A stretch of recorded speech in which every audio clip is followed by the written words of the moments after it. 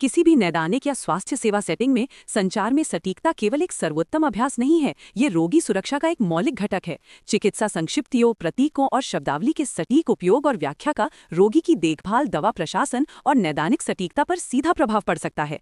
एक साधारण गलतफहमी से महत्वपूर्ण त्रुटियां हो सकती हैं। ये शैक्षिक मॉड्यूल सामान्य चिकित्सा संक्षिप्तियों और सर्वोत्तम प्रथाओं की व्यापक समीक्षा प्रदान करने के लिए डिजाइन किया गया है।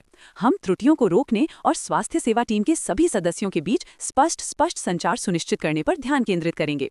हमारा प्राथमिक उद्देश्य नैदानिक जानकारी की सुरक्षित और प्रभावी ढंग से व्याख्या और दस्तावेजीकरण के लिए आवश्यक ज्ञान को सुदृढ़ करना है। दवा के आदेशों की सटीक व्याख्या रोगी के स्वास्थ्य के लिए महत्वपूर्ण है। सामान्य संक्षिप्तियों में एनपीओ या निल पर ओएस शामिल हैं, जो एक निर्देश है जिसका अर्थ है मुंह से कुछ भी नहीं, आमतौर पर एक प्रक्रिया की तैयारी में उपयोग किया जाता है।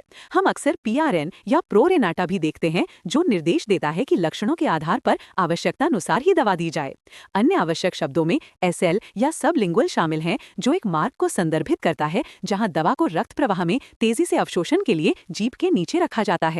रासायनिक संक्षिप्तियों जैसे एएसए को एसिटाइल सैलिसिलिक एसिड के लिए पहचानना भी महत्वपूर्ण है, जिसे आमतौर पर एस्पिरिन के रूप में जाना जाता है, और एपीएपी जो दर्द निवारक एसिटामिनोफेन के लिए है। जोखिमों को कम करने के लिए द जॉइंट कमीशन द्वारा कुछ संक्षिप्तियों को हतोत्साहित किया जाता है। खुराक की आवृत्ति के लिए आपको क्यूडी का उपयोग करने के बजाय दैनिक शब्द लिखना होगा, जिसे क्यूआईडी, जिसका अर्थ है दिन में 4 बार, के साथ आसानी से भ्रमित किया जा सकता है। इसी तरह दवा के समय में खतरनाक गलतफहमी को रोकने के लिए हमेशा क्यूओडी के बजाय हर दूसरे दिन लिखें।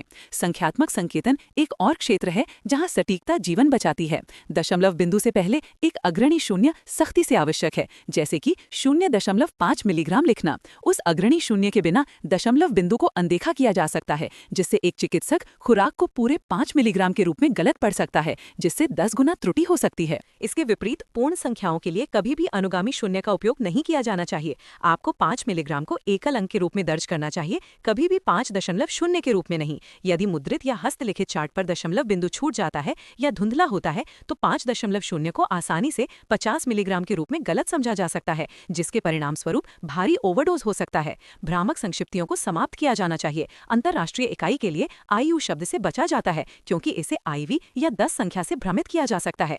इसी तरह क्यूबिक सेंटीमीटर के लिए सीसी को हतोत्साहित किया जाता है, क्योंकि यह इकाइयों के लिए अक्षर यू जैसा दिख सकता है। उपयोग करने के लिए सही और सबसे सुरक्षित शब्द हमेशा मिलीलीटर के लिए एमएल होता है। दवा के नाम की संक्षिप्तियां भी महत्वपूर्ण जोखिम पैदा करती हैं।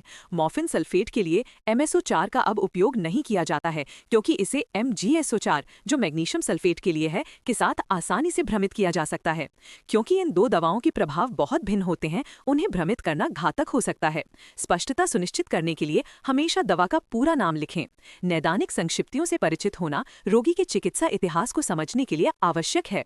प्रमुख कार्डियक शब्दों में कोरोनरी धमनी रोग के लिए CAD, कंजेस्टिव हार्ट फेलियर के लिए CHF और मायोकार्डियल इंफ्रैक्शन या दिल का दौरा के लिए MI शामिल हैं।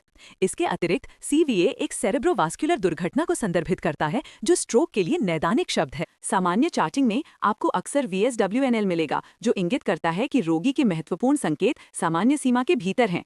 एक और महत्वपूर्ण संकेतन NKDA है, जो दर्शाता है कि रोगी को कोई ज्ञात दवा एलर्जी नहीं है। रोगी के रहने के दौरान सुरक्षित सेवन और चल रहे मूल्यांकन के लिए इन्हें जल्दी से पहचानना महत्वपूर्ण है।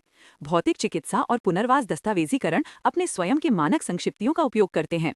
गति की सीमा को अक्सर PROM, जिसका अर्थ है पैसिव रेंज ऑफ मोशन, जहां चिकित्सक जोड़ को हिलाता है, या AAROM for active assistive range of motion, जहां रोगी कुछ सहायता या मार्गदर्शन के साथ आंदोलन करता है, के रूप में वर्णित किया जाता है। वजन वहन की स्थिति थेरेपी में एक और महत्वपूर्ण क्षेत्र है। NWB का अर्थ है नॉन वेट बेयरिंग, जिसका अर्थ है कि अंग पर कोई वजन नहीं डाला जाना चाहिए। FWB का अर्थ है फुल वेट बेयरिंग, जबकि WBAT का अर्थ है वेट बेयरिंग एज टॉलरेटेड, जिससे रोगी को अंग पर उतना ही वजन डालने की अनुमति मिलती है जितना उसका आराम स्तर अनुमति देता है। कार्यात्मक शब्द भी पुनर्वास नोट्स में आम है। ADL का अर्थ है दैनिक जीवन की गतिविधियां, जैसे कि ड्रेसिंग या स्वच्छता, जिनका उपयोग स्वतंत्रता को मापने के लिए किया जाता है। अंत में HEP एक होम एक्सरसाइज प्रोग्राम है, जो रोगी के लिए नैदानिक सेटिंग के बाहर अपनी रिकवरी रिकवरी जारी रखने के लिए डिजाइन किए गए आंदोलनों का एक विशिष्ट सेट है। निष्कर्ष में मानकीकृत और स्पष्ट चिकित्सा शब्दावली सुरक्षित अभ्यास की रीढ़ है। मूल सिद्धांत ये है कि संक्षिप्तता पर हमेशा स्पष्टता को प्राथमिकता दी जानी चाहिए। इन सर्वोत्तम प्रथाओं का पालन करना एक पेशेवर जिम्मेदारी है, जो ये सुनिश्चित करती है कि हम एक टीम के रूप में प्रभावी ढंग से सहयोग करें और सबसे महत्वपूर्ण बात, प्रत्येक रोगी को सबसे सुरक्षित संभव देखभाल प्रदान करें।